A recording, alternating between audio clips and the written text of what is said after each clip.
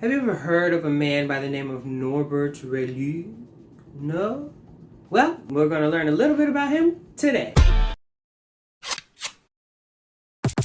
Norbert Relu was born in March 1806 in New Orleans, Louisiana, to a rich white man who was an inventor in the cotton industry and to a formerly enslaved, now freed colored woman. His parents' marriage was publicly acknowledged, and Norbert was able to live a pretty privileged upbringing, as privileged as you could get for a person of color back then. With a nice little like father like son thing going on here, being that Norbert's father was an inventor, he took a liking to engineering and was sent off to France so he could get a better education in pursuit of this engineering interest. While he was there in France, he did many things. At 24, he was instructing, continuing to study engineering, and he wrote many papers on steam engines and steam power. How did this engineer dude have anything to do with anything that I've eaten? Well, his extensive research in steam power changed the way sugarcane was processed. Previously, the process from getting sugar from cane to crystal was something called the Jamaica trip. It was basically where slaves would take boiling sugarcane juice and have to ladle it from one kettle to the next kettle. That resulted in more of a thick, dark caramel-like substance instead of granulated sugar, which was then dried and sold as it.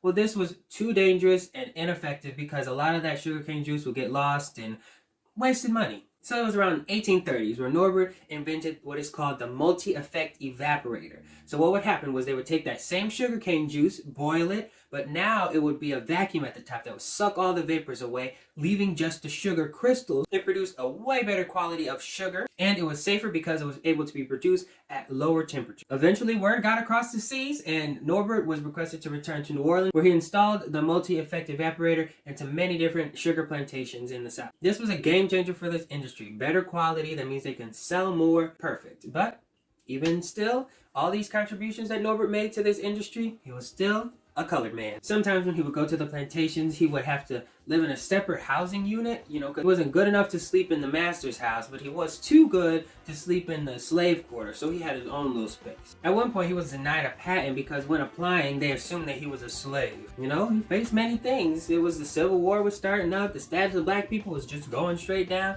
and the rise of things like Jim Crow laws. This new process he created was really big, and it's not only used today in the sugar industry, but it's used also to make things like gelatins, condensed milk, glue. Norbert Relu is known as a revolutionizer of chemical engineering, and in 2004 was inducted into the Inventors Hall of Fame. That's it for today. Thanks for tuning in and chopping it up. It's Black History Month, and black is looking and tasting good. See you next time. Peace!